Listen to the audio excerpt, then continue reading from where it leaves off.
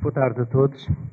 Em primeiro lugar, cumpre naturalmente agradecer ao Dr. José Moura Carvalho, à Fundação Gulbenkian, ao projeto TI esta oportunidade e a oportunidade de não propriamente responder à questão que foi colocada, se vale a pena introduzir as tecnologias móveis nas escolas portuguesas, ou se calhar responder, mas partilhar convosco um conjunto de ideias.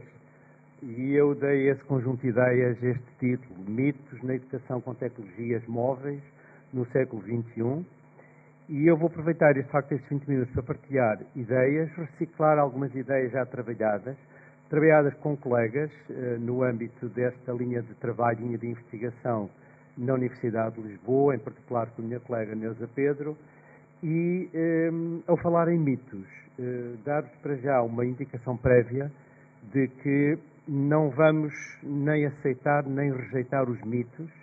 Não se trata de olharmos para eles para os aceitar ou rejeitar, nem vamos sequer, não faria sentido nenhum e não seria correto, desvalorizar tudo aquilo que é a intenção de qualquer professor em qualquer nível de ensino, no valor que coloca no seu trabalho, no esforço que faz de melhoria, independentemente da orientação pedagógica que tem. Eu acho que essa ressalva é importante e este slide pretende exatamente ilustrar o valor que pode ser colocado independentemente da orientação pedagógica que tem.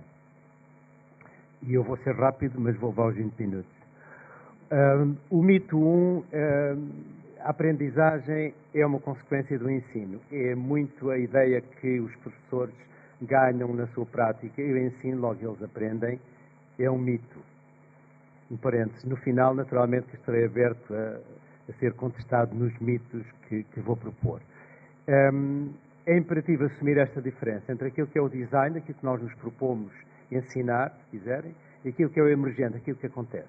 Nós reconhecemos isso permanentemente, mas na prática é muito difícil assumirmos isso até às últimas consequências, e eu gosto especialmente desta ideia de que o design cria campos, estruturas de identificação, de negociabilidade, que orientam as práticas e orientam um conjunto de elementos que são importantes para a aprendizagem, mas o design não provoca necessariamente, não tem como frequência a aprendizagem.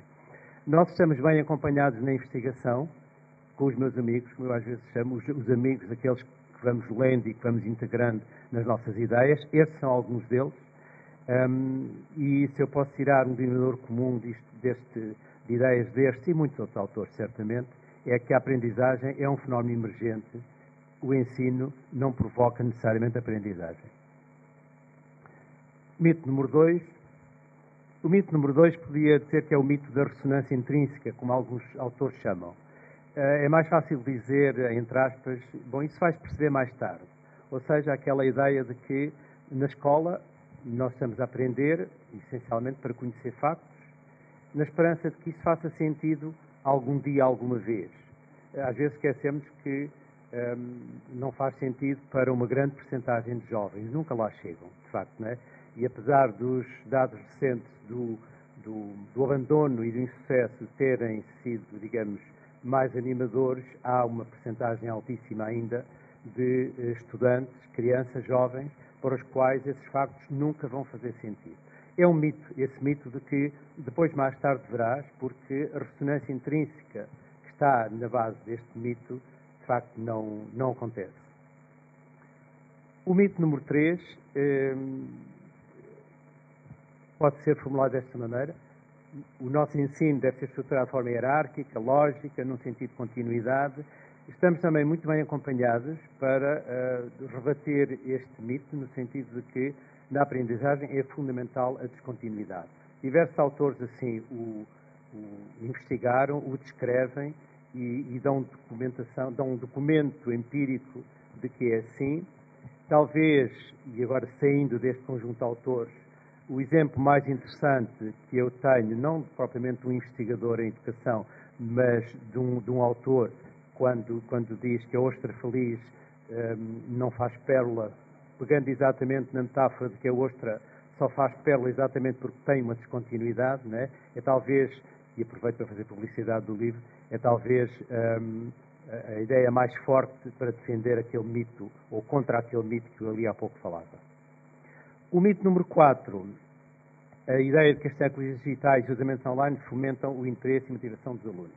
A tecnologia móvel fomenta o interesse dos alunos. Bom, conhecem as curvas e os trabalhos de Gartner e as curvas de excitação, de entusiasmo para com uma variedade de fenómenos, não tem que ser a tecnologia, nem as tecnologias móveis, mas a ideia de que temos um pico de entusiasmo e digamos que tudo aquilo que são as nossas expectativas parece que se vão ocorrendo e depois há claramente a desilusão e a quebra e depois eventualmente encontra-se uma certa estabilidade e a estabilidade aqui até está otimista, está lá para cima. Às vezes a estabilidade é cá em baixo, né? Isto veio cá para baixo e ficou uma estabilidadezinha. Evidentemente que isto tem documentação empírica, eu vou utilizar elementos de trabalhos orientados pela minha colega Neuza Pedro, em que, num trabalho feito relativamente àquilo que era as atitudes perante a aprendizagem da língua inglesa, momento 1, momento 2, se quiserem, antes e depois da utilização de tecnologia móvel, não há necessariamente uma diferença muito significativa. O mito número 5, a ideia de que o processo de integração das tecnologias digitais móveis na sala de aula aumenta a dificuldade na gestão de comportamentos e atividades. Embora a investigação não seja sólida no sentido de apontar uma direção determinada, cito novamente um trabalho orientado pela minha colega, no sentido de perceber, junto dos docentes, num projeto, num módulo de comunicar a língua inglesa, qual era a percepção relativamente a este problema da perturbação, e percebe-se que, relativamente à questão, vejo os dispositivos móveis como uma boa ferramenta para me ajudar a trabalhar e a aprender na escola, há, após a utilização, um aumento significativo, isto é, contrariando eventual perda, não é? Que seria aquilo que o mito nos indicaria. O mito número 6, para vir àquela velha ideia que são as crianças, os jovens, aqueles que têm mais facilidade em utilizar as tecnologias em relação aos seus pais, em relação aos seus professores, em relação aos mais velhos. Vamos esquecer a ideia dos imigrantes digitais, passar por cima dessa. Vamos mesmo considerar os residentes digitais, já, enfim, com a possibilidade de ser contestada esta ideia de que há os residentes e os visitantes digitais. Atualmente, a naturalização da tecnologia móvel, não nos causa nenhuma espécie de surpresa, no sentido em que imigrantes ou residentes ou visitantes misturam-se muito. Apesar de tudo, é bom reparar naquilo que é, numa variedade de visitantes digitais, eu encararia assim, aquilo que pode ser o contraste entre uma missa no Vaticano antes da tecnologia móvel e depois da tecnologia móvel estar disponível. O mito número 7, a ideia de que a integração das tecnologias móveis na sala de aula melhora os resultados escolares.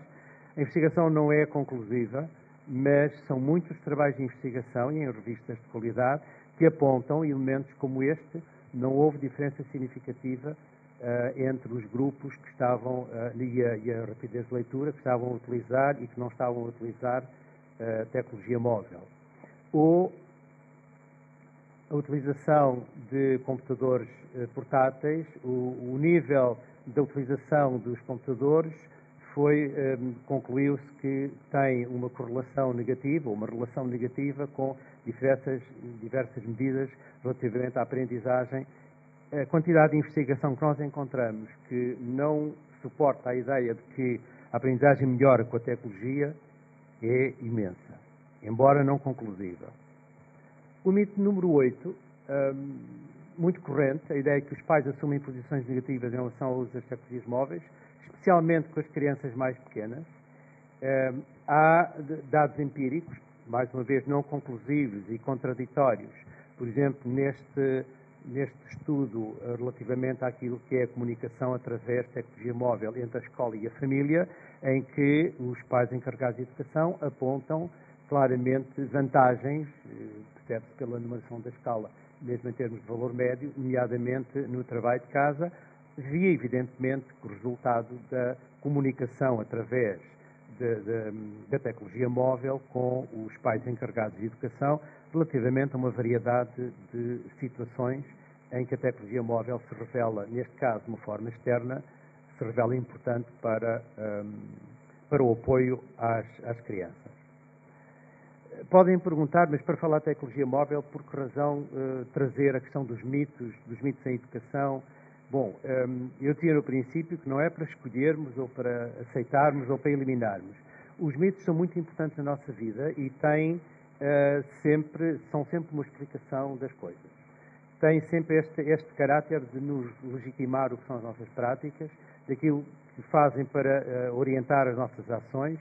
Têm um papel cultural importantíssimo e, portanto, não são de forma alguma elementos que nós devamos eliminar e não têm que ser exorcizados. Os mitos, nós devemos acarinhá-los, preservá-los, mas, fundamentalmente, interrogá-los e, sobretudo, perceber que eles não são nem neutros, fazem parte daquilo que vai sendo a construção social destas nossas concepções sobre a educação e sobre a tecnologia e não são também inevitáveis. Há uma coleção de mitos interessante, há quem colecione caixas de fósforos, há quem colecione mitos, há mitos interessantíssimos, mas eu gostava de, ainda nestes minutos que tenho, focar-me um bocadinho mais na questão das tecnologias móveis na relação com os mitos.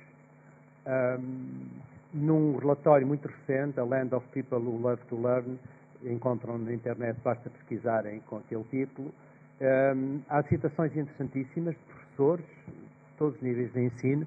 Eu gosto especialmente desta. Tudo aquilo que pode ser digitalizado será. A pergunta é o que é que acontecerá às escolas. E eu trago isto aqui porque é importante, ao pensar as tecnologias digitais, em particular móveis, na escola e na educação, é preciso atender à historicidade dos artefactos tecnológicos que nós utilizamos. Nós estamos neste paradigma corporizado em que nós vamos ao ecrã tátil, nós falamos para a tecnologia, temos o reconhecimento visual, a nossa própria vista pode comandar. Enfim, estamos numa lógica corporizada, mas temos para trás uma história e não podemos ignorar essa história, ela faz parte daquilo que hoje é a nossa utilização da tecnologia. E quando falamos em tecnologia móvel, e já agora a propósito, nós é que somos móveis, não é? A tecnologia, enfim, nós poderíamos imaginar qualquer daquelas tecnologias móveis com um fio razoavelmente comprido. Temos a noção, evidentemente, que qualquer que seja a lógica em que estejamos, ou se quiserem, a época histórica em que estejamos, são sempre tecnologias inicialmente pensadas para a mediação do ponto de vista da comunicação, mas têm-se transformado cada vez mais em tecnologias usadas para mediação e cada vez menos para comunicação na lógica histórica que falávamos. Não há muito tempo a falar da tecnologia móvel no sentido que ela é atualmente, isto é, naquilo que ela tem de imerso nas gerações jovens, gerações que alguns autores chamam always on, sempre ligados, tal como aqui nesta sala eu aposto com vocês que 99% das pessoas estão ligadas, embora no silêncio, com o seu smartphone ou telemóvel, mas estão ligadas. E não é só aquela geração, somos todos, de certa forma, assim. Isto põe uma interrogação imensa na escola. O reitor honorário da Universidade de Lisboa dizia este ano, em março, e escrevia, esta escola já acabou, é preciso um pensamento diferente. E quando ele dizia isto e depois desenvolvia, ele estava exatamente a pensar naquilo que nós lemos mais uma vez neste relatório. Nós temos, desde há muito tempo, cavalgado a onda da histeria PISA, dizendo a nós próprios que as nossas escolas são boas. E Portugal, aliás, até parece que progrediu no PISA. Que elas são excelentes, mas pelos estándares de ontem. Ou, quando muito, pelos estándares até de agora, ou de ontem, se quiserem. As nossas escolas não atingem, portanto, não estão de acordo com as nossas necessidades, quer futuras, quer atuais. Eu gosto especialmente desta citação e, como sei que não tenho muito tempo, gostava de focar duas dimensões disto. Okay. O tempo, que é uma dimensão fundamental em qualquer processo de educação, e há muitos exemplos, deixem-me pegar neste. Nós temos uma noção de que o time scale, a escala do tempo, é fixa. Os nossos estudantes são agora até encorajados a ir do pré-escolar até o 12º ano. É obrigatório até. E, se possível, é fazer universidade 3 ou 4 anos. E consideramos que isso é fixo e é quase, além de ser descartado, não é, por lei, é uma coisa inquestionável. No entanto, aceitamos que o sucesso seja variável. Aceitamos é uma maneira de dizer. Consideramos que, enfim, alguém há de falhar e, portanto, agora temos 45% de falha no final do secundário, é muito e ficamos contentes se reduzir para 30%. Né? A meta, aliás, europeia, não é 30%, mas é assim um número um pouco abaixo disso. É necessário rever isto, obviamente, e rever de uma forma radical seria inverter, ou seja, é o sucesso tem que ser fixo e, obviamente, na escola do futuro é a escala de tempo que é variável. Haverá crianças que têm que lá estar na escola 14 anos e haverá outras que têm lá estar 9. E isto é um desafio tremendo para a escola.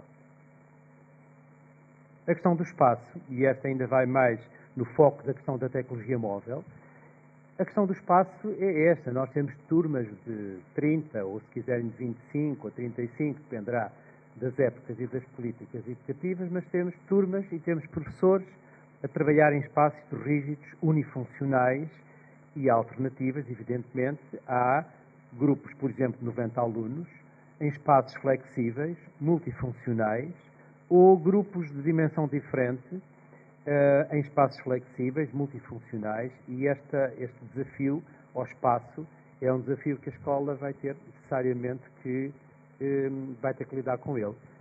Não estou a pensar numa escola como a escola do futuro, ali ao lado, não estou a pensar numa casa como aquela, embora fosse interessante, mas pensar o tempo e pensar o espaço implica necessariamente pensar a pedagogia e pensar aquilo que nós fazemos com as tecnologias móveis. É essa preocupação que tem estado num projeto que foi iniciado este ano 2015, no Instituto de Educação da Universidade de Lisboa, o Future Teacher Education Lab, a pensar exatamente a escola, se quiserem, a educação do futuro, com parceiros que têm sido inestimáveis e fundamentais no apoio a este projeto praticamente a custo zero, e que tem permitido pensar, é o que nos importa a nós no Instituto, para já, pensar na formação dos professores, pensar na formação inicial dos professores, na formação contínua, de tal maneira que se torne possível, a prazo, ter professores profissionais com perspectiva de pensar o futuro de uma forma realista. Este projeto, agora a iniciar em 2016, apoiado pela FCT, faz exatamente parte desse esforço e com os nossos parceiros neste consórcio esperamos ter mais desenvolvimento, nomeadamente naquilo que respeita à utilização da tecnologia móvel, como foi indicado.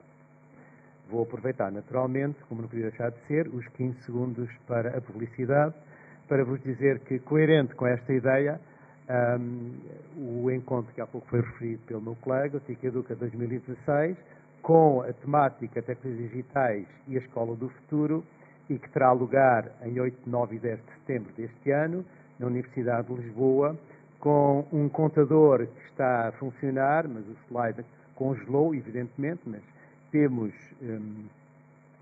digamos, os prazos quase a iniciar a decorrer a partir da semana que vem e agradeço, evidentemente, vocês estarem com a presença de me ouvir estes 20 minutos. Está bem? Obrigado.